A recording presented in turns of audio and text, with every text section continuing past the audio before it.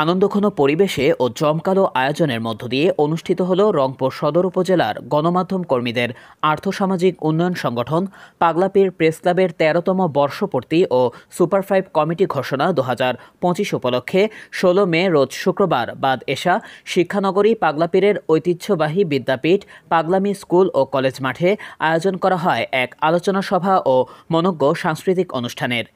এতে অতিথি হিসেবে উপস্থিত থেকে গুরুত্বপূর্ণ বক্তব্য দেন খলেয়াগঞ্জিপুর স্কুল ও কলেজের সাবেক প্রধান শিক্ষক ও গঞ্জিপুর কচিকণ্ঠের আসরের প্রতিষ্ঠাতা নির্বাহী পরিচালক হারুনুর রশিদ, ক্রিয়া ফাউন্ডেশনের চেয়ারম্যান লেখক সুরকার দেশ বরেণ্য জাতীয় সঙ্গীত শিল্পী সাদা মনের মানুষ মোহাম্মদ হারুনুর রশিদ, সদর উপজেলার সাবেক মহিলা ভাইস চেয়ারম্যান ফরিদা পারভিন চায়না, পাগলাপীরের বানিয়াপাড়া সরকারি প্রাথমিক বিদ্যালয়ের প্রধান শিক্ষক রফিকুল ইসলাম মাস্টার, রংপুরের স্বেচ্ছাসেবী সংগঠন সাবেক ছাত্রনেতা সুবাহান মুজিব বিদ্যুৎ সভাপতিত্ব করেন পাগলাপীর প্রেস ক্লাবের প্রতিষ্ঠাতা দাতা ও আহ্বায়ক হাবিবুর রহমান সেলিম।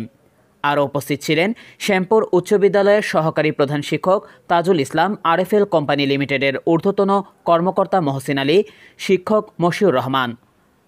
পরে পাগলাপীর প্রেস ক্লাবের প্রতিষ্ঠাতা দাতা ও আহ্বায়ক হাবিবুর রহমান সেলিম আগামী ১ বছরের জন্য সুপার5 কার্যনির্বাহী কমিটি ঘোষণা করেন।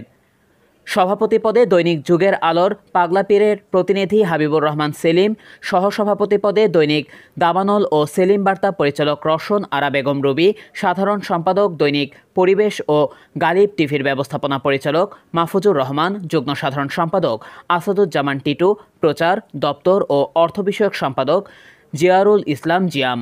মনোজ্ঞ সাংস্কৃতিক অনুষ্ঠানের মধ্য দিয়ে অনুষ্ঠানের সমাপ্তি ঘটে। ডেস্ক নিউজ, দেশটি বাংলা। যমুনা ইলেকট্রনিক্স ঈদে ডাবল খুশি অফার সিজন 3, যে কোনো পণ্য কিনলেই পাচ্ছেন নিশ্চিত ঈদ উপহার।